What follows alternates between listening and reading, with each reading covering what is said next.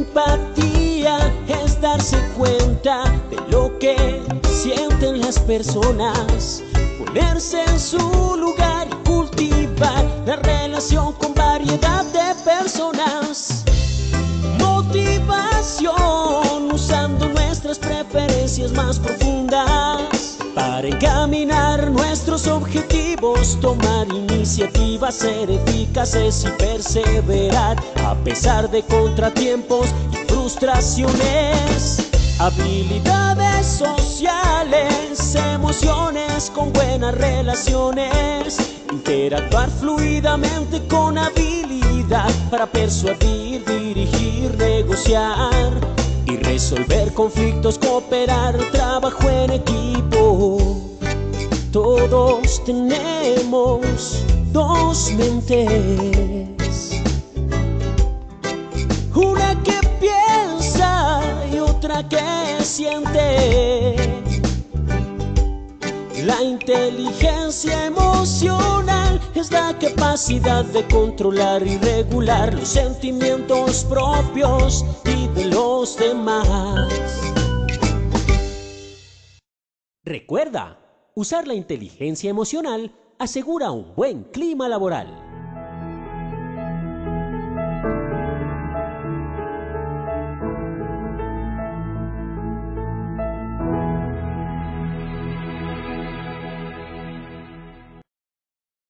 Muy buenos días para todos nuestros asistentes. Soy Lina Garzón y les doy la bienvenida a este importante tema. El ciclo de la gestión psicosocial no se detiene. Cierre 2021, retos para el 2022. Le damos la bienvenida a nuestra experta, la doctora Dayana Lago, psicóloga, magíster en gestión humana y desarrollo organizacional. Doctora Dayana, muy buenos días, bienvenida. Muy buenos días, muchas gracias por la invitación hoy a que hagamos ya este cierre de nuestro proceso de todo el año. En efecto, hemos tenido un recorrido bastante largo en gestión psicosocial y aún así pienso que nos faltaron muchos temas por cubrir. Yo creo que esto, pues, si bien es un ciclo que se va repitiendo, pues también nos invita a reflexionar qué más tenemos que incluir dentro de este ciclo, temas, por ejemplo, que no hayamos abordado y que sean necesarios. Entonces, la idea de hoy es un poco revisar cómo nos fue, qué hicimos, hablar un poquito de las conclusiones frente a cada uno de los temas que abordamos, como los aspectos, la idea clave, ¿sí?, de cada tema, y terminar con lo que el año nos deja para el 2022.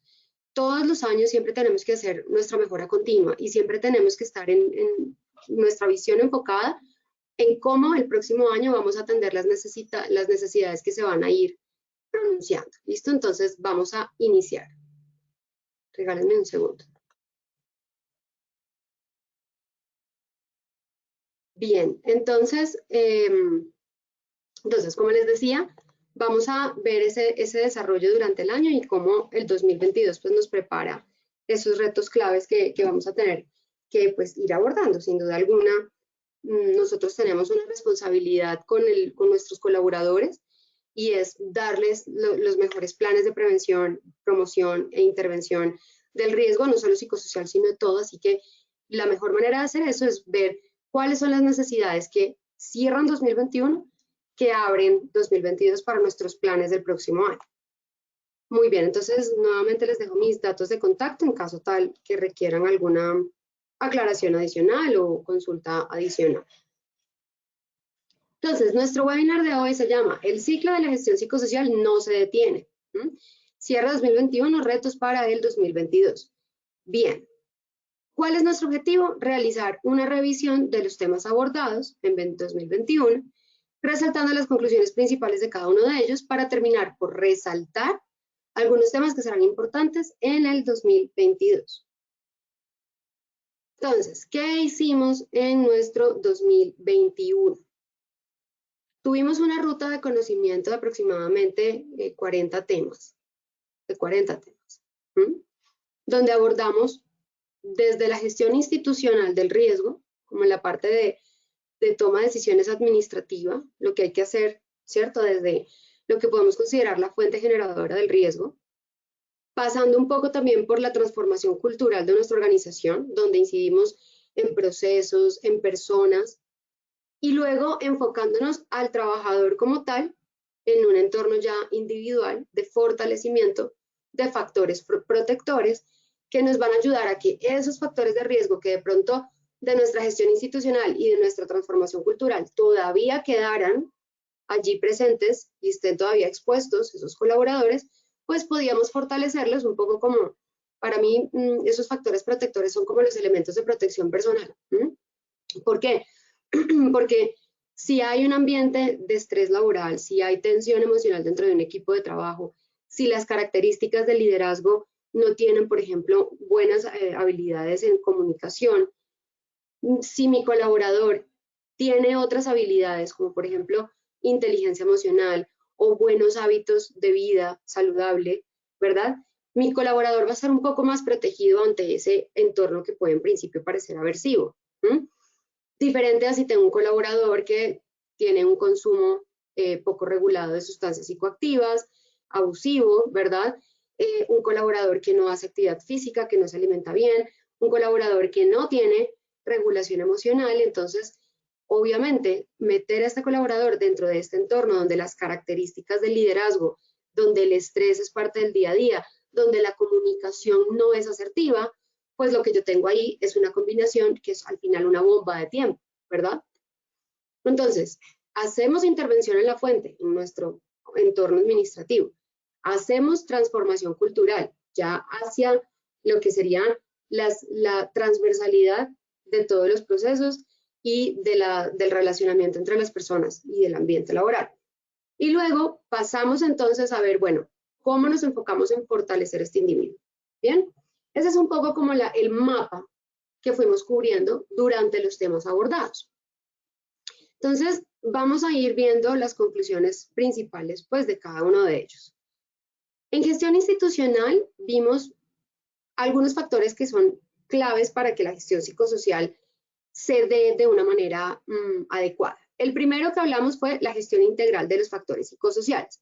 Conclusión principal de la gestión integral de los factores psicosociales. Me encantaría poderles preguntar, a ver, ustedes qué se llevaron de cada uno de estos temas.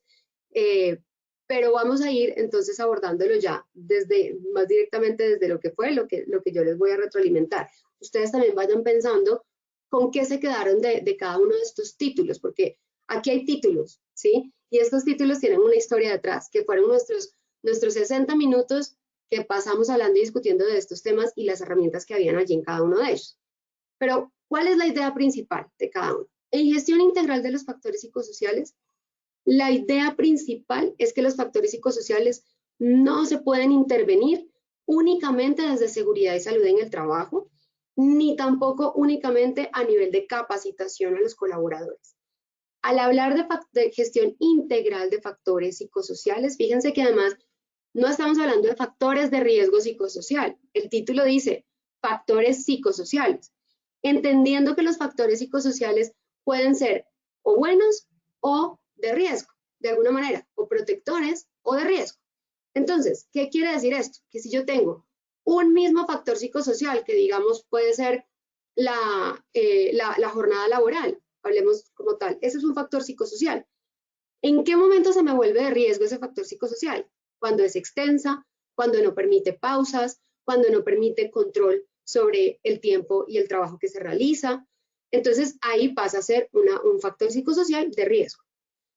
¿Cuándo es factor protector? Cuando la jornada es suficiente para las actividades que yo tengo que realizar, me alcanza, ¿sí? Me permite equilibrio intra y extralaboral, me permite conciliar mis actividades personales, ¿sí? Y además de todo, es suficiente para cumplir con los objetivos de la organización.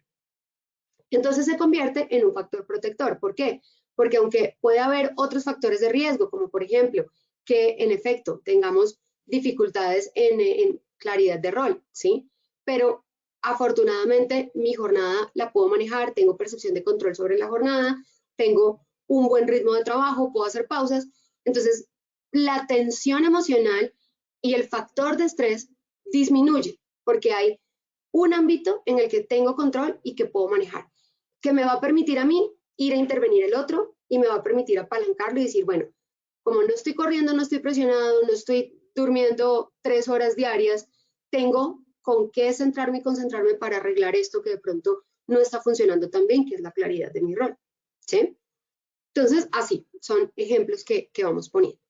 Eso es factores psicosociales. Ahora, como se dan cuenta, para hablar nuevamente del mismo ejemplo, de la jornada de trabajo, no puedo solamente intervenir la jornada de trabajo haciendo talleres de gestión del tiempo, ¿verdad? Que es un tema fundamental y que este año lo abordamos en diferentes ámbitos. ¿Qué tengo que hacer entonces? Tengo que entender que aquí integralmente el colaborador necesita una intervención desde la gestión institucional, las políticas que se adoptan, las decisiones entre líderes, la orden que baja del líder al equipo, la comunicación que hay, ese flujo de comunicación que hay entre el líder y el equipo, así sucesivamente.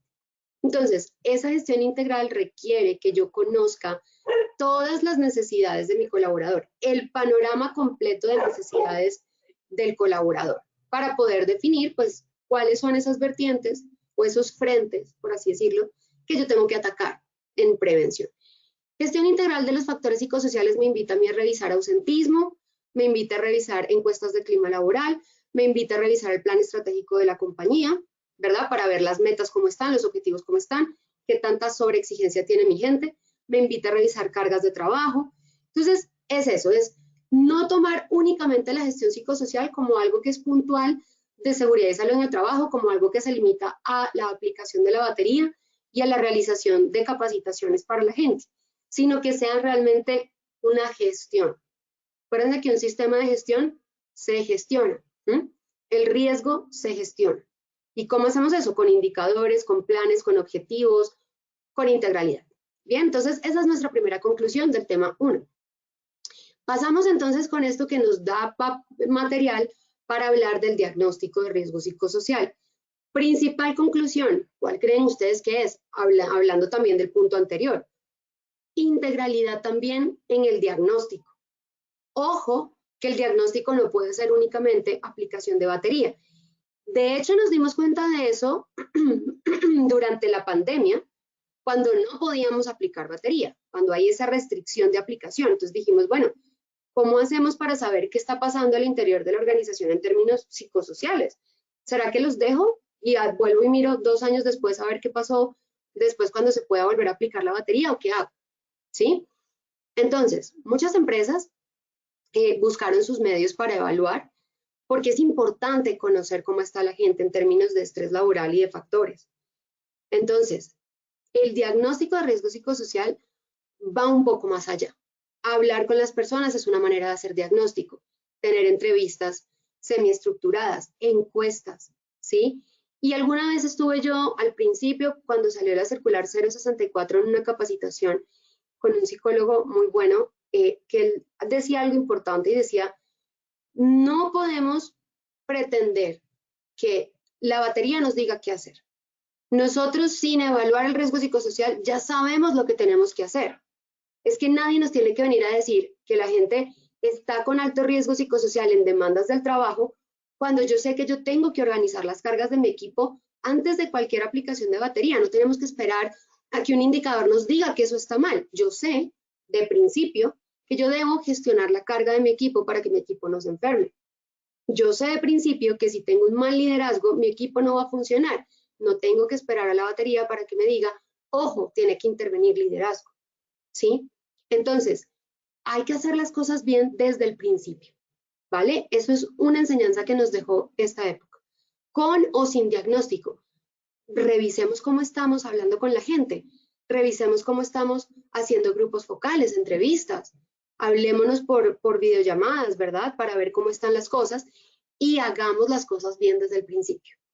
Entonces, el diagnóstico del riesgo psicosocial va más allá de la aplicación de la batería, es constante, se hace todos los días, todo el tiempo que hablemos con nuestros colaboradores tenemos que estar haciendo diagnóstico psicosocial y tenemos que estar pensando en cómo está nuestro perfil de riesgo psicosocial en la entidad, en la empresa donde estemos. Bien, entonces eso es muy importante tenerlo en cuenta. Apalancar el diagnóstico además con otros instrumentos. Entonces, lo que les decía hace un momento, encuestas de clima, ¿verdad? Encuestas de cultura organizacional, cosas que también me van a dar a mí insumos para hacer ese diagnóstico integral del riesgo psicosocial. Fíjense que no estamos hablando de medición de los factores de riesgo psicosocial, ¿ok? O evaluación, estamos hablando de un diagnóstico de riesgo psicosocial. Ahora, pasamos al tercer punto, que es la salud mental en la industria 4.0.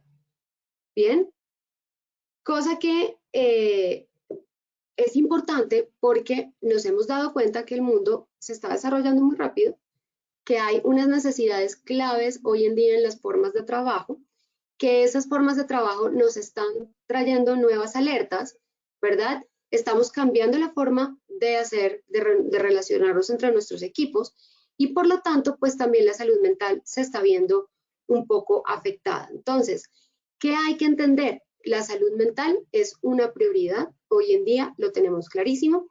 Necesitamos comenzar a hacer análisis ya más profundo. Ojalá tuviésemos herramientas donde pudiéramos ver, tener una comunicación fluida con el colaborador todo el tiempo y estar todo el tiempo viendo cómo están. Miren, algo así como lo que pasa con la encuesta de condiciones de salud del COVID, que hoy en día la mayoría de las personas antes de ingresar a su jornada laboral registran sus síntomas en una plataforma, ¿verdad? Y le dice a la empresa, ojo que fulanito de tal puede tener un síntoma allí importante. ¿Qué tal si ese diálogo constante y abierto tuviésemos también la oportunidad de hacerlo con salud mental? ¿Sí? ¿Qué tal si pudiéramos tener un análisis de datos donde tuviésemos esa información al día, así como pasa con el COVID? ¿Cuántas personas el día de hoy amanecieron con síntomas y alertas para COVID? ¿Quiénes se relacionaron con quiénes el día de ayer? ¿Quiénes tuvieron positivo en su PCR o en la prueba de antígeno? Y así, ¿verdad? ¿Eso qué nos da? Información. Información, datos para tomar decisiones. ¿Qué tal si nosotros, aprovechando todo el desarrollo tecnológico que hay, nos creamos algún método o alguna herramienta al interior de nuestras empresas para poder evaluar constantemente a nuestros colaboradores y ver cómo está su salud mental? ¿Sí? Entonces, ahí ya empezamos a tener ciertas pistas en relación a qué podemos ir haciendo. Regálenme un segundo.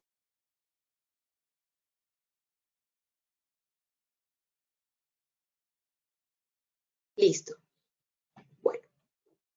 Por otro lado, el equilibrio psicosocial, ¿verdad? Es algo que lo hemos conversado este año bastante. Cada vez nos damos cuenta de lo importante que es que la gente no desaproveche su vida trabajando o cumpliendo horas de escritorio sentados, o sea, es decir, todo el día, el momento de luz de sol, que las personas pasen encerradas en una oficina, en un escritorio. Al final de cuentas, ¿para qué? Entonces hablábamos ahí, hacíamos una reflexión.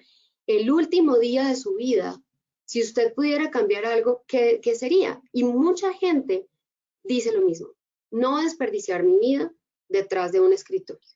8 horas del día, todo nuestro día de sol, más 2 horas en trancones en la mañana o en la tarde. Se nos fue todo el día y ¿qué hicimos para nosotros o con nosotros? Entonces, cada vez más vamos entendiendo lo importante que es la calidad de vida, porque al final vida hay una sola y no se puede vivir para pagar deudas, ¿sí? Uno paga deudas de cosas y experiencias que ha vivido, uno paga deudas de cosas que ha adquirido por un proyecto de vida. Entonces, ¿qué pasa si no tengo el tiempo para disfrutar de ese proyecto de vida? Bien, entonces ha sido más reiterativo la importancia de esto en las empresas y que llegue gente con este concepto claro a trabajar y a fortalecer esos entornos de trabajo a favor o en pro del equilibrio psicosocial. Sí, la productividad es importante, pero también tenemos que apuntarle a disminuir cada vez más el presentismo, ¿sí?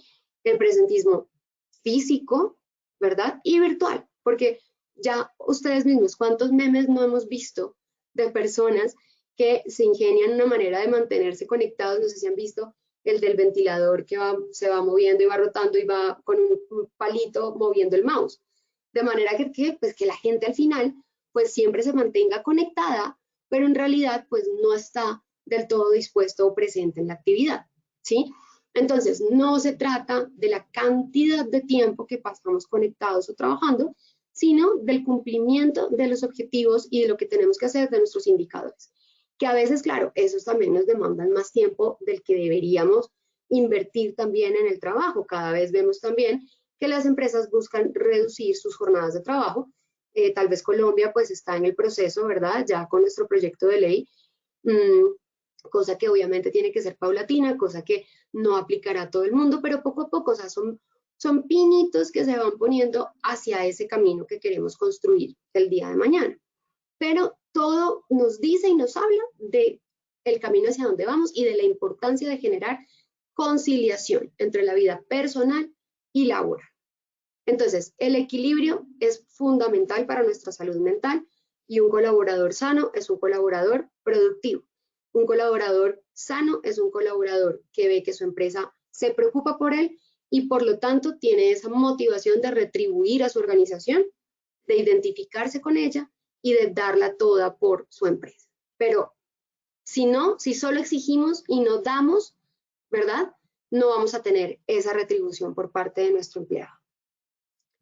La salud psicosocial en la pospandemia nos enseñó que es muy importante intervenir, hablar sobre duelo, no solamente duelo desde la pérdida del ser querido, sino duelo desde los cambios. Todo cambio es un duelo, todo cambio trae síntomas psicológicos, físicos para las personas y por lo tanto hablar de salud mental en pospandemia es hablar de cambios, de resiliencia, de duelo, ¿ok? De depresión, de ansiedad, porque todo eso lo vivimos y aún hoy en día estamos en ese proceso como de entender nuevamente dónde estamos y hacia dónde vamos. Muchos se han devuelto, pasaron página, pero no para adelante, sino hacia atrás. Muchos volvieron a las mismas dinámicas que traían desde el principio cuando esto comenzó a suceder. Sin cuestionar y sin juzgar, pero preguntémonos, de verdad, ¿vamos a desaprovechar el aprendizaje de estos 2 años? ¿Vamos a desaprovechar el desarrollo tecnológico que haya sido forzado o no, igual se tuvo? ¿O qué vamos a hacer? ¿Sí? Entonces, ¿devolverse será la solución o más bien buscar sistemas de trabajo y metodologías de trabajo que sean cada vez más híbridas entre el trabajo a distancia y el trabajo presencial? Ahí es donde tenemos que empezar a revisar. Pero de eso se trata la salud psicosocial en la pospandemia. Entender que es un periodo de transición en el que todavía estamos, entender las necesidades vistas también desde las oportunidades, no solamente desde el volver a la normalidad, que ya tampoco sé si ese concepto de normalidad se pueda seguir hablando como la normalidad o realmente pues es un tiempo pasado que ya pasó, que ya no tendría por qué volver. Bien, hablamos también de la organización del trabajo pensada desde el bienestar psicosocial y del ser. Entonces, fíjense cómo la gestión institucional implica que la alta dirección, que los equipos responsables de la seguridad y salud en el trabajo, los equipos de planeación, los equipos de comunicación de la organización, se sienten a pensar, ojo, ¿cómo vamos a organizar nuestro trabajo? ¿Cuáles van a ser las políticas que vamos a tener? ¿Qué metodologías? ¿Qué herramientas? ¿Qué recursos vamos a tener para que generemos bienestar psicosocial y del ser desde la organización del trabajo? No desde el equipo, no desde la persona, no desde el jefe del equipo, desde atrás, desde la planeación, ¿sí? Entonces, nos sentamos a planear nuestro kickoff del año, ¿verdad? Nuestra salida al 2022. Empezamos a decir, estas son nuestras metas, estos son nuestros indicadores a cumplir, el año pasado hicimos esto, este año vamos para tal parte. Bien, aprovechemos eso para pensar, ok, queremos llegar aquí este año, pero ¿cómo lo vamos a hacer? Vamos a ir un poquito más allá de los recursos que conocemos para nuestros proyectos o del presupuesto anual que tenemos para realizar y llevar a cabo esas metas institucionales. Ahora pensemos en los recursos y en las metodologías con las que vamos a lograr que eso pase, ¿sí? La organización del trabajo solamente se hace de esa manera, es decir, desde la toma de decisiones, los cambios en documentos como contratos, si es el caso, en políticas, cartas donde se formalicen ciertas decisiones, que se conozcan, que se socialicen.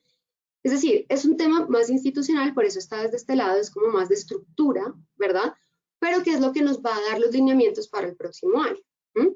Vamos a empezar a aplicar de pronto una política de horarios flexibles. ¿Se puede? ¿No se puede? De pronto se puede parcialmente. Tenemos algunos beneficios para las madres cabeza de hogar.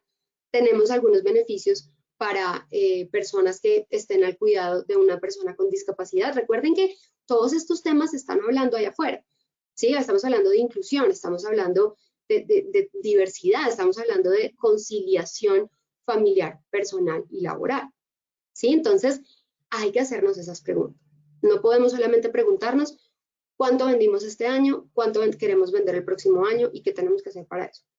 Hay que devolverse un poquito y decir, ¿qué quiero de mi gente para que mi gente esté bien y logre lo que yo necesito que vendan y lo que yo necesito que hagan? ¿Sí? Entonces, organización del trabajo pensada desde el bienestar es simplemente tomar decisiones a favor del bienestar que a su vez sean a favor de la productividad. Analítica de datos, ya lo conversamos, hacía referencia al punto también que hablábamos en la industria 4.0, solo que en este momento lo que hicimos fue más reflexionar sobre diferentes herramientas o métodos que se pueden utilizar para realizar la analítica de datos y por qué es importante en psicosocial, cómo eso nos ayuda a tomar decisiones que no solo beneficien la gestión de seguridad y salud en el trabajo, sino también a toda la organización, todos recursos humanos, gestión humana, todo lo que podamos hacer desde desarrollo de personal, porque al final eso es lo que nos va a mantener informados. Esa caracterización, por ejemplo, que hacemos año a año, que normalmente la hacemos manual, normalmente hacemos encuestas, registramos la encuesta, sacamos estadísticas y tenemos nuestro Word con todos los pies y las gráficas de barra, diciéndonos cuántos hombres hay, cuántas mujeres hay, quiénes tienen hijos, qué edades tienen nuestros hijos, ¿verdad? ¿Y eso cuánto nos demora sacar ese estudio sociodemográfico?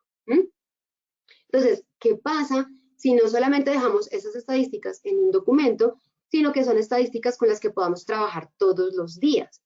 ¿Sí? Donde si me llega una oferta, por ejemplo, para alguna actividad, yo pueda valorarla en función de mi población.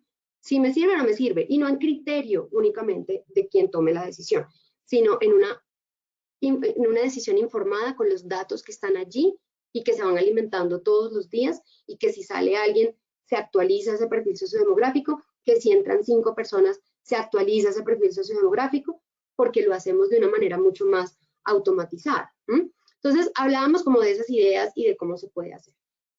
Luego pasamos entonces a hablar ya de otro punto que es fundamental para la gestión psicosocial y son las buenas prácticas para un comité de convivencia laboral efectivo. Principal conclusión de esto es que el comité de convivencia laboral es comité de convivencia laboral. No es un comité de acoso laboral, no es un comité que gestiona únicamente casos de acoso. Nuestra principal conclusión aquí es que las personas que entran al comité de convivencia saben y deben saber que tienen una gestión importante que hacer en términos de promoción de relaciones sanas, de resoluciones de conflictos, estar cerca de la gente, generar lazos de confianza para que la gente también se comunique con el comité. Y en ese rol es donde vamos realmente a encontrar convivencia, sana convivencia. Entonces, esa es la principal conclusión acá. Una buena práctica en el comité de convivencia laboral efectivo es estar cerca de la gente, hablar, hacer talleres, ferias, ¿sí? Entonces, feria de la sana convivencia. A las empresas les encanta tener su semana de la salud. Incluyamos dentro de la semana de la salud un pequeño stand del comité donde el comité pueda hablarle a la gente y pueda contarle cómo presentar una queja, qué es acoso, cómo tener sanas relaciones interpersonales, ¿verdad? Una obra de teatro que se haga en función del comité de convivencia, donde la gente no solo ría con los actores, sino que aprenda también técnicas para solucionar sus conflictos interpersonales en el trabajo, por ejemplo. ¿Sí? Miren, recuerden que hay un tema importante en el juego y en la risa, ¿sí? Y es la conexión emocional que tienes tú con el contenido que se te está enviando. Es mucho más agradable aprender sobre prevención del acoso y gestión de las relaciones y de los conflictos cuando la gente se siente agradable en el entorno, se siente bien, se ríe, se conecta con los actores, juegan, porque hay una disposición emocional mucho más abierta para el aprendizaje, sobre todo en los adultos. Los niños aprenden de esa manera y eso ya lo sabemos. El tema es que en los adultos siempre nos vamos más hacia el aprendizaje teórico y a veces práctico, poniendo en práctica lo teórico, ¿verdad? Pero no jugando, no necesariamente. Y fíjense que la lúdica, ¿sí? Nos ayuda a hacer muy buena prevención. ¿Por qué? Porque al final la gente tiene una retentiva experimental, ¿sí? O sea, todos sus sentidos están puestos en adquirir esas competencias, teórica, porque también les estamos dando ese componente teórico, y además nos ayuda a relajarnos, nos ayuda a entrar en sintonía con el contenido y hay una mejor apropiación de ese aprendizaje. Entonces, pues revisemos allí qué cosas podemos hacer desde el comité de convivencia para ser más cercanos y sobre todo para tener una mejor dinámica relacional dentro de la organización.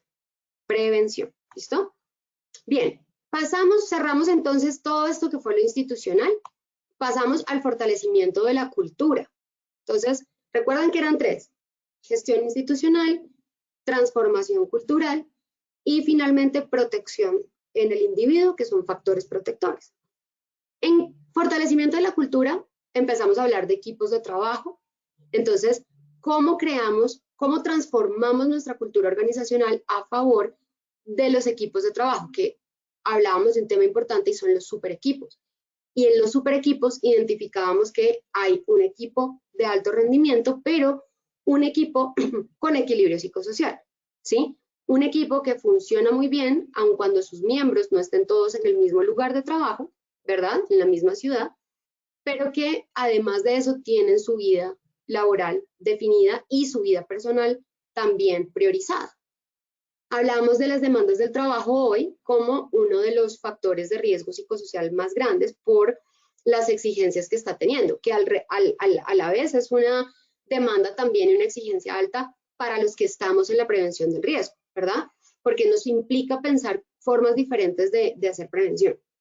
Entonces, ya no me sirve la charla de trabajo en equipo, ya no me sirve, la gente tiene claro eso, la gente ya entendió que para trabajar en equipo hay que conocer a los miembros del equipo, hay que decir algunas cosas buenas sobre los miembros del equipo, hay que relacionarnos y ser cordiales en la comunicación asertiva, hay que ir más allá de eso. Entonces, nos toca inventarnos nuevas formas de llegar a la gente con esos mensajes que son igualmente importantes, pero que vayan más aterrizados a la cultura de hoy.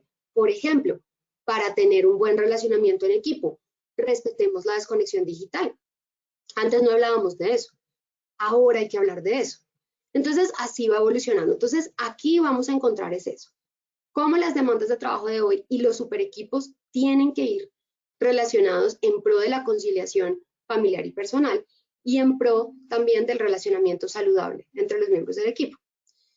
Luego pasamos a hablar de la gestión del cambio. La gestión del cambio que nos prepara para el futuro.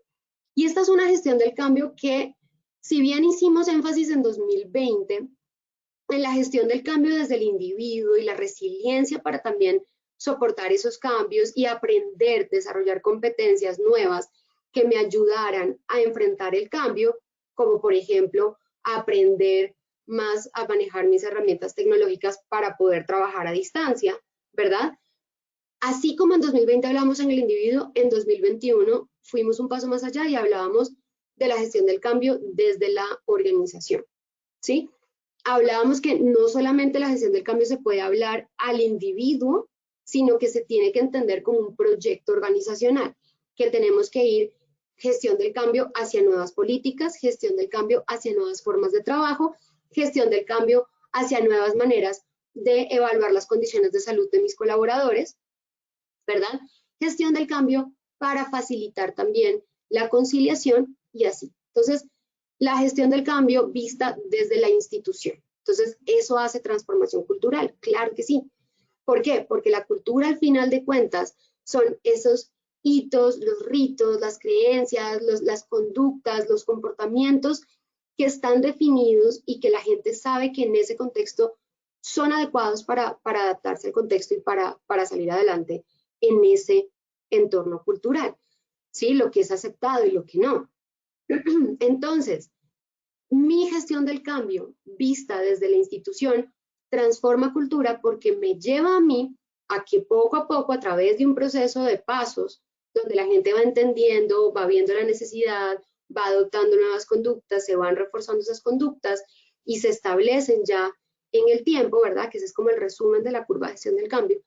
La gente comienza a adoptar nuevas formas de pensar y de actuar. Entonces, nos ayuda a transformar cultura. Ustedes quieren hacer un cambio en la organización, apliquen un proyecto de gestión del cambio, un sistema de gestión del cambio, con todo lo que implica. No es de seguridad y salud en el trabajo, no la capacitación de gestión del cambio. Esto necesita es un compromiso. Miren, una persona sola no puede hacer esto. Y eso pasa en muchas empresas. Dejan una persona que está encargada de 200 otras tareas encargadas de la gestión del cambio. ¿Y qué terminamos viendo? Un documento donde está un procedimiento de gestión del cambio, una capacitación o varias capacitaciones que se dieron sobre gestión del cambio, ¿verdad? De pronto, alguno que otro cambio registrado en términos de seguridad y salud en el trabajo, o sea, una matriz de cambios. Entonces, si hicimos una remodelación en tal área, entonces, ¿qué riesgos había y qué se hizo para contener esos riesgos? Y lista mi gestión del cambio, ¿verdad? Ahora, ¿qué pasa si esto no es de una sola persona, sino que es de la organización? Si hay un equipo dedicado a hacer gestión del cambio, si participan personas de otras áreas claves estratégicas, tecnología, toda la parte de mantenimiento, infraestructura, los que se encargan de hacer los arreglos locativos en las organizaciones, los que se encargan también de hacer la planeación, porque es que desde ahí tenemos que arrancar, los que se encargan de calidad, de los sistemas de calidad, ¿verdad? Obviamente seguridad y salud en el trabajo. Ojalá una persona experta en gestión del cambio, ¿sí? Y creamos esas alianzas, esos equipos, y hacemos realmente una gestión del cambio sólida. Entonces, es distinto. Fíjense que gestión del cambio es algo que pide calidad, ambiente, o sea, todos los sistemas lo piden. Pero, ¿cómo lo estamos haciendo? ¿Es solo un requisito para la certificación o realmente estamos implementando? Entonces, allá es donde tenemos que comenzar a cuestionarnos para esa transformación cultural. Entonces, hablábamos después, eso nos llevaba a hablar de cultura, liderazgo consciente y relaciones interpersonales saludables. Entonces, ¿cómo crear el liderazgo como un instrumento para transformar cultura? Al final de cuentas, el líder es el que está todo el tiempo con su equipo y pendiente de su equipo y es el que puede incidir en el equipo, ¿sí? Entonces, revisemos allí. ¿Qué podemos hacer para que el líder sea ese transformador de cultura, que nos ayude a llevar ese mensaje nuevo que queremos llevar? Por eso está muy atado a gestión del cambio. Al final de cuentas, es nuestro principal aliado. Si tenemos un líder que no está convencido del cambio, pues es un líder que no va a llevar ejemplo, no va a llevar comportamientos que necesitamos que se desarrollen, no va a llevar tampoco, no va a exigir al equipo que esos comportamientos se den, no va a corregir cuando no se den. Entonces, no nos va a ayudar a transformar. Entonces, desde ahí tenemos que empezar, que sea un liderazgo consciente y un liderazgo que realmente promocione un buen relacionamiento dentro de la organización. Motivación y recompensas. Entonces, hablábamos como, bueno, necesitamos empezar a generar estrategias, buenas prácticas para recompensar y reconocer el esfuerzo. Y eso se hace a través de ciertas técnicas muy específicas, donde hablábamos un poco también de las contingencias positivas, de los refuerzos, pero hablábamos de, como siempre, transversalmente, de cómo el mejor reconocimiento y la mejor recompensa es que la gente tenga su vida y disfrute su vida. Entonces, cómo pensar en función de lo que la gente quiere y necesita, y no en función de lo que ya conocemos y venimos haciendo hace 10, 15, 20 años, ¿sí? Ir un poquito más allá del reconocimiento por foto en las carteleras, de la llamada del jefe, de las felicitaciones en equipo, que todo eso es importante. No estoy diciendo que no se haga, pero es que no nos podemos quedar ahí, ¿sí? Entonces, recompensas y motivación es darles tiempo con su familia, integrar a las familias a la dinámica organizacional. Eso es recompensas y motivación. Tiempo libre, eso es recompensas y motivación, ¿sí? Estabilidad económica. Nada me sirve a mí darle días libres a mi colaborador si mi colaborador tiene necesidades económicas fuertes, está pasando por una situación complicada, y el salario que tiene, pues no le alcanza sino para pagar deudas al final de mes, que es la característica casi que común en todos los equipos de trabajo hoy en día, porque pues claro, la exigencia del mercado y las demandas de la vida pues están cada vez más duras, ¿verdad? Entonces, ¿qué hago? O sea, tengo que pensar es en eso. ¿Qué más de que recompensas que saber que mi colaborador está bien? ¿Sí? Y por eso hay nuevos sistemas donde pensamos desde la caracterización sociodemográfica qué podemos hacer para reconocer, recompensar, compensar el esfuerzo. Pasamos a la gestión de la edad, un enfoque generacional al posgeneracional. Ya no hablamos que los millennials, los centennials, ¿sí? La generación X, Y, Z. Hablamos de una generación posgeneracional donde no importa la edad, no estás definido por una edad o por unos años específicos, sino importan son tus características de personalidad y tu relacionamiento desde tu personalidad, ¿sí? Están los perennials, por ejemplo, que son personas que eventualmente pueden ser boomers incluso, que todavía hoy tienen una vida activa, trabajan, son muy joviales, quieren experiencias igual que un millennial o un centennial, ¿verdad? Y por eso entonces tenemos que pensar más es en la característica de la persona más que como tal en la generación que lo define, ¿sí? Entonces empezar a romper un poco como ese paradigma de que los millennials son así, así, así. Entonces si yo tengo una persona de 27 años, yo tengo que darle esto de recompensas, esto de reconocimiento. No, vamos un poquito más allá. La familia como pilar de la organización saludable, cultura. Miren, la familia es la cultura de nuestro colaborador. Si nosotros integramos a la familia a nuestra organización, la involucramos, participamos con ella participa con nosotros, entonces vamos a empezar a decantar esos valores institucionales también hacia las familias, ¿sí? Y eso no solo recompensa también, porque es reconocer la importancia de la familia del colaborador, sino que me ayuda a mí a sembrar mensajes que yo quiero que se refuercen también en el colaborador. Que sean los hijos los que refuerzan los mensajes. Por ejemplo, papá, usa el casco, quiero que llegues bien a casa. Son cosas que los hijos te dicen y no es lo mismo que te lo diga tu supervisor HSEQ, a que te lo diga tu hijo como, papá, es que si tú no usas el casco de pronto no vuelves a casa y yo necesito que tú vuelvas a casa. Entonces, el mensaje llega de una manera distinta. Por eso la familia es clave, ¿vale? Entendiendo los principios y fundamentos del comportamiento, aprendimos a pensar cómo piensan los humanos, ¿sí? Entonces nos salimos como si no fuéramos humanos a entender la conducta, que hay un antecedente, algo sucede, se genera un pensamiento, una emoción, se genera una reacción o una respuesta, hay una consecuencia en el ambiente que puede favorecernos o no, y vamos aprendiendo en ciclos así de aprendizaje. Aprendemos por experiencia, más que por teoría y más que por estudiar, digamos, algo que queremos que la gente haga, no, hagan que la gente viva eso, para que la gente aprenda, ¿sí? Díganme si no es la experiencia la que más enseña, la universidad de la vida, como dicen por ahí. Entonces, el comportamiento humano se trata de eso, ¿listo? Es también parte de nuestra cultura, porque así entendemos cómo influir más en la cultura, qué comportamientos esperamos que se den y cómo los voy a fomentar, ¿listo? La gestión de la experiencia, entendiendo que es un factor psicosocial protector para la organización. Si mi colaborador tiene una buena experiencia en la organización, voy a tener mejores resultados y cultura también va cambiando, porque entendemos que la experiencia es importante, que lo que el colaborador vive cuando pasa las puertas hacia adentro, que si el colaborador se encierra en el baño a llorar a la hora del almuerzo, todo eso habla de experiencia, todo eso quiere decir talento humano, ojo que hay que trabajar experiencia.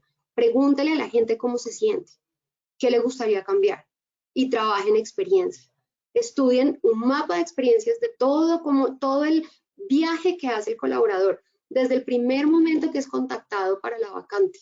¿Cómo lo atraemos? ¿Qué le contamos? ¿Qué le decimos? ¿Lo atraemos con mentiras?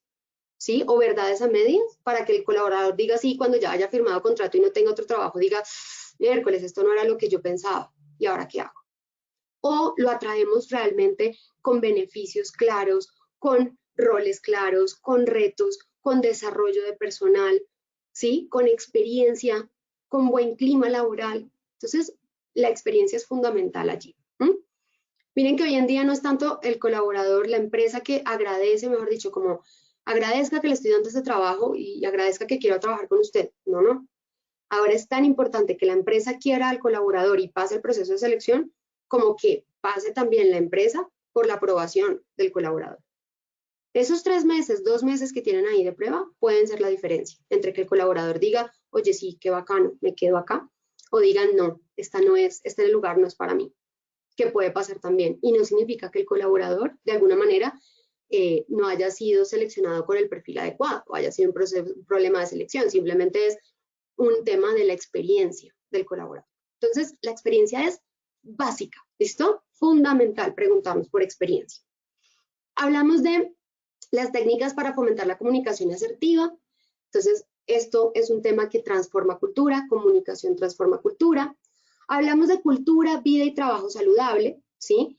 Entonces, hablábamos de cómo generar esa conciliación y cómo generar el trabajo saludable dentro de la organización, ¿sí? Y es parte de nuestros protocolos que tenemos en la intervención psicosocial de la resolución 2404. Conclusión aquí, necesito desarrollar hábitos de vida saludable en términos de salud física y mental para poder fomentar una cultura de vida y trabajo saludable. El 11, fortalecimiento del plan de formación, inducción. Ojo, inducción no es lo mismo que capacitación. No podemos pensar que hacemos capacitación y la persona ya recibió su inducción. Entonces, tiene que trabajar sobre este software. Denle una capacitación, listo, ya tuvo su inducción. No. La inducción es parte de esa experiencia que hablábamos y empieza desde el momento en que la gente conoce a la gente con la que va a trabajar.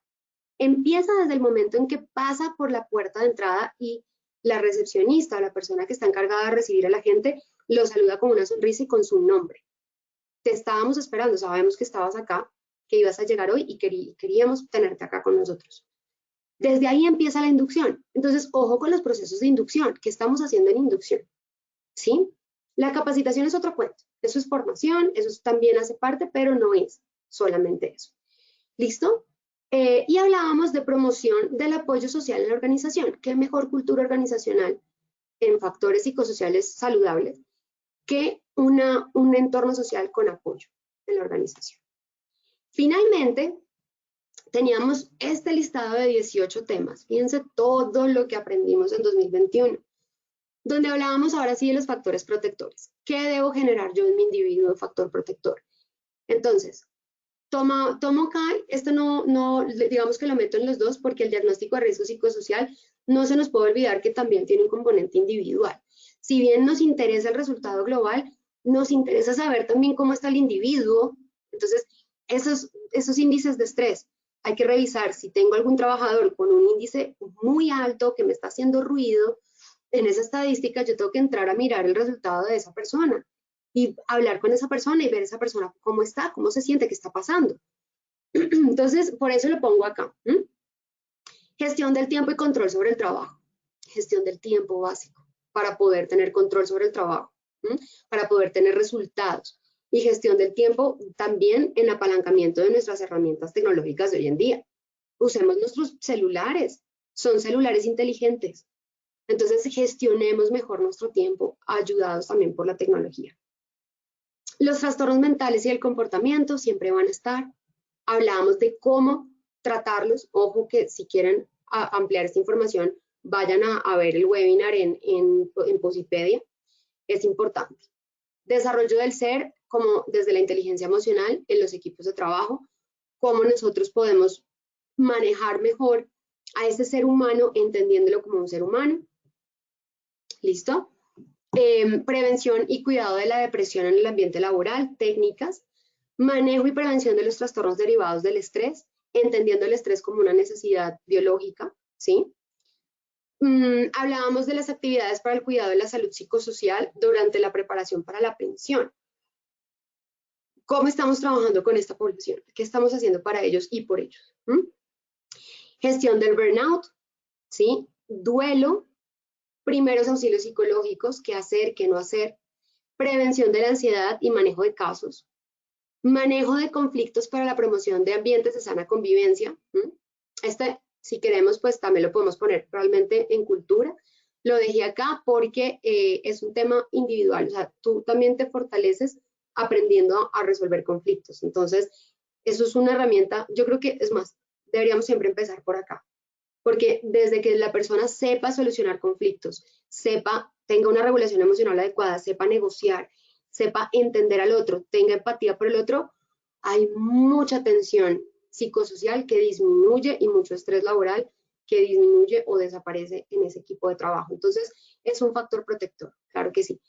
Promoción de las actividades recreativas, porque tenemos que entender que tenemos que vivir, ¿sí? Hay que vivir, hay que disfrutar esta vida, hay que salir y aprovechar que hay sol para hacer lo que queremos hacer y disfrutar el sol. No salir de la casa a las 5 de la mañana cuando no hay sol y volver a la casa a las 7 de la noche cuando ya no hay sol.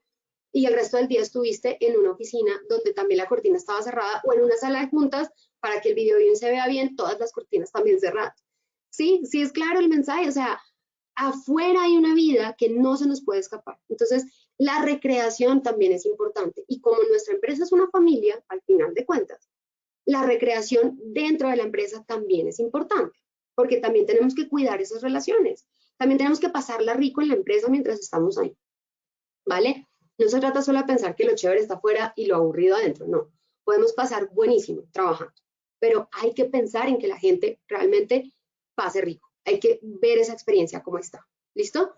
Retroalimentación de la gestión laboral como un pilar para la motivación. La retroalimentación debe ser clave, hay que saber hacerla.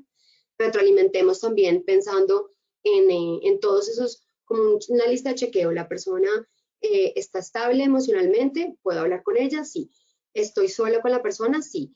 Ya hablé de las cosas buenas que me gustan de la persona, sí. Estoy hablando de la persona, de la situación y juzgando el problema y no a la persona, sí. Estoy siendo claro en mi mensaje, la persona me está entendiendo, sí. Hay diálogo o solamente estoy hablando yo. Esas cositas como que hay que tenerlas en cuenta para retroalimentar adecuadamente. Prevención del consumo de sustancias psicoactivas es importante, pero antes de ir a decirle a la gente, ojo, no consuma, hay que decirle a la gente también, venga, ¿qué está pasando? Porque de pronto usted está consumiendo.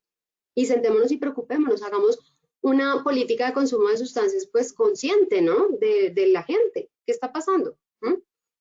Gestión de pausas en el trabajo, básico, fundamental para prevenir la fatiga laboral. Nada hacemos con tener colaboradores fatigados, cansados, que no rinden.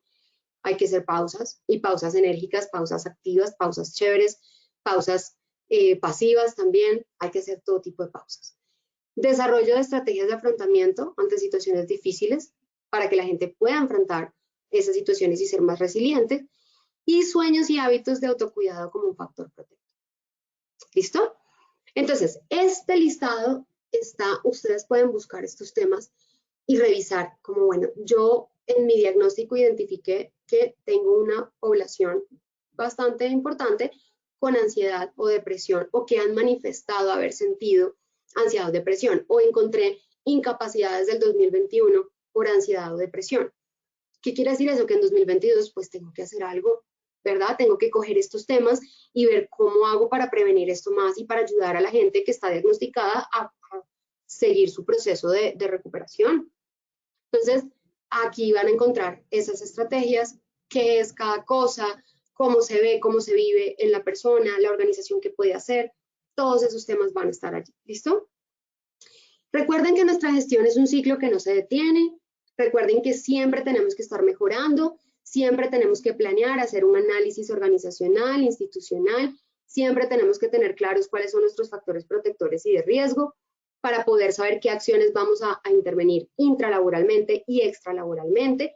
Y no podemos olvidar de manera transversal que tenemos que hacer prevención de la violencia y el acoso también. Ambientes más amables, más humanos que nos ayuden realmente a tener una cultura de sana convivencia en la organización. ¿Listo? Verificar esto que estamos haciendo hoy, revisar qué hicimos en el año, revisar qué va a pasar, cuáles son las tendencias del otro año, cuáles son nuestros principales retos para el próximo año, cómo podemos mejorar, qué no nos funcionó, ¿sí? Eso es verificar. Nuestras auditorías sí son importantes, claro, pero no solamente es la auditoría de, mire, es que a usted le faltó un acta del comité de convivencia por firmar, o es que usted no está teniendo el informe final del comité de convivencia del año, o es que usted en la política que hizo resulta que no guardó las socializaciones que realizó, solamente los listados de asistencia. Entonces, hay mejoras por hacer. Perfecto, eso es supremamente válido. Pero más allá de eso, tenemos que ir a la pregunta de la verificación de que lo que estamos haciendo y lo que sí hicimos si realmente está teniendo un impacto en la gente y si no, ¿qué vamos a hacer el otro año? ¿Sí? Si de 50 capacitaciones la gente solamente fue a 20, 25, ¿por qué? Porque las otras no fueron tan visitadas, no tuvo tanta participación. Entonces, eso también es verificar, preguntarse qué hicimos, cómo nos salió y qué hay que hacer para el otro año. Y actuar en el otro año. ¿Listo? Nuestro plan de acción para el otro año. Muy bien, ¿cuáles son los retos ya para ir cerrando de nuestra gestión 2022? Hábitos y estilos de vida saludable. Es fundamental que nosotros hagamos más énfasis en esto en la gente, sobre todo porque como estamos teniendo tantos cambios y la gente está tan presionada a adaptarse nuevamente a estos cambios, muchas veces se dejan de lado los hábitos y estilos de vida saludable. Un hábito saludable requiere tiempo, requiere disciplina, requiere conciencia. Pero cuando no tengo tiempo, cuando tengo otras cosas por qué preocuparme, cuando estoy estresado y cuando estoy en modo sobrevivir, lógralo, que no te echen. Cuando estamos en ese modo, es difícil que se pueda desarrollar un hábito saludable porque no vamos a tener la disposición, ¿sí? De hecho, los hábitos cambian cuando cambian las condiciones del entorno. Si nos cambia la vida, nos cambian los hábitos.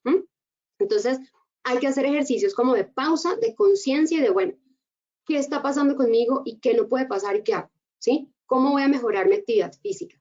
¿Cómo voy a mejorar mi alimentación? ¿Cómo voy a mejorar mi higiene del sueño? La evaluación a conciencia del riesgo psicosocial es el primer tema que tenemos que abordar para la gestión 2022. Y es que no hagamos la evaluación por hacerla, no hagamos la evaluación por tener el dato ahí guardado en el informe, o porque cuando el auditor nos la pida, ahí está el informe y sí se hizo. Vengan, esto es clave. Si nosotros no somos conscientes de lo que tenemos de nuestro perfil de riesgo, ¿de qué nos sirve invertir todo ese presupuesto en ese diagnóstico? Entonces, hacer la conciencia es importante.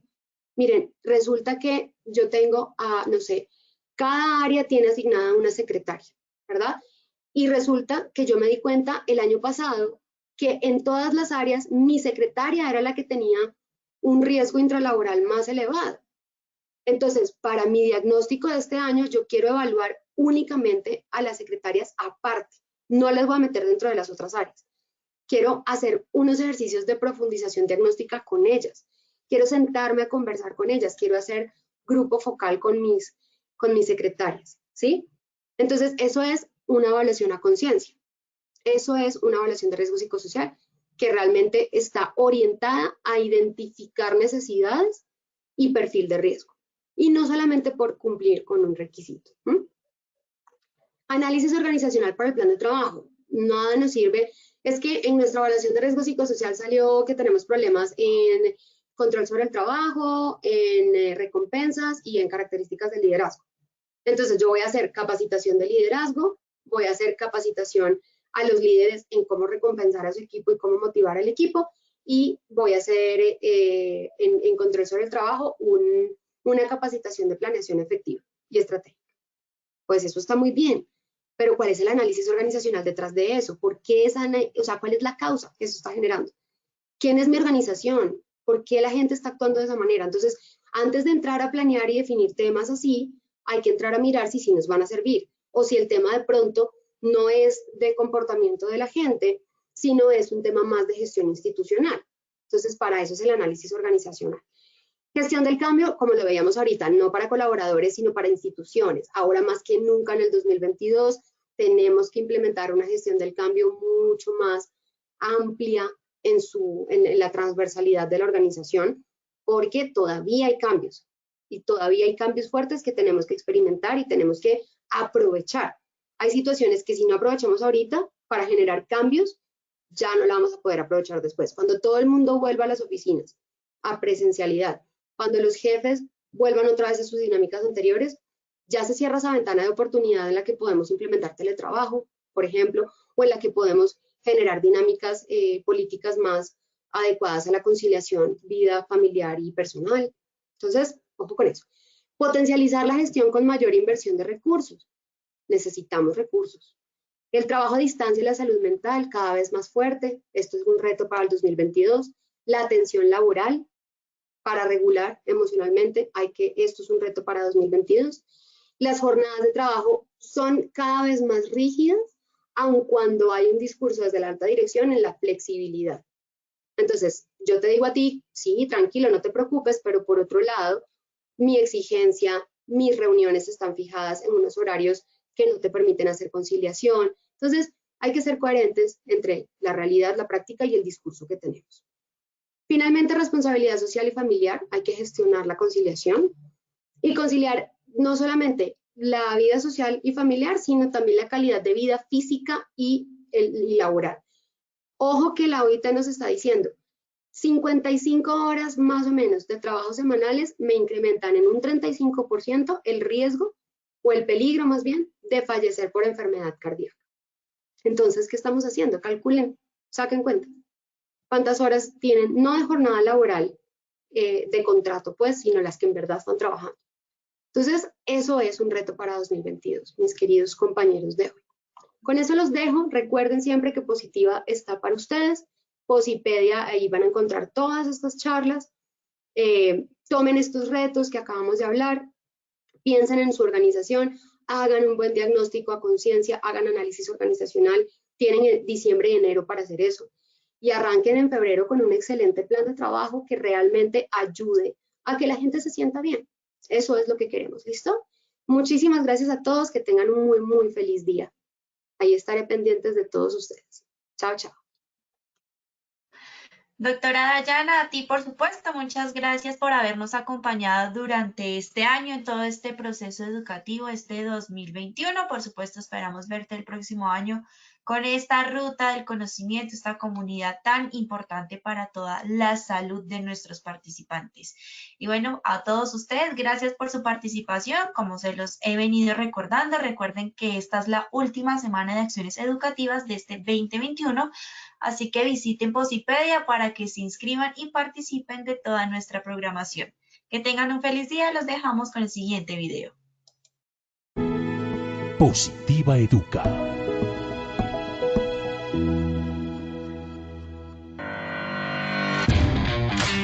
Consejos positivos para cuidar nuestra salud ante el COVID-19. Si sales de casa,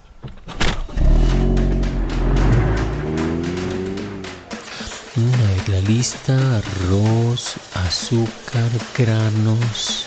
A ver, aquí está. ¿cuánto es? Ah, ok. 10, 20, 30, 40. Tome. Muchas gracias.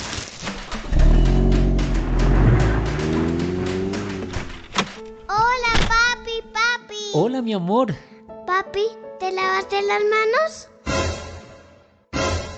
Lávate las manos frecuentemente. ¿Por qué? Porque bañar nuestras manos con agua y jabón mata el virus, si este está en manos. Y de esta forma estaremos seguros y nos conservaremos positivamente saludables. Por eso mantente informado y sigue las recomendaciones de tu ARL Positiva. Porque Positiva siempre está contigo. Te cuidamos, te ayudamos, te educamos. Y a través de nuestra página web www.positiva.gov.co y www.posipedia.co hemos puesto todos nuestros desarrollos para protegerte integralmente. Es tu protección nuestra prioridad. Positiva te acompaña.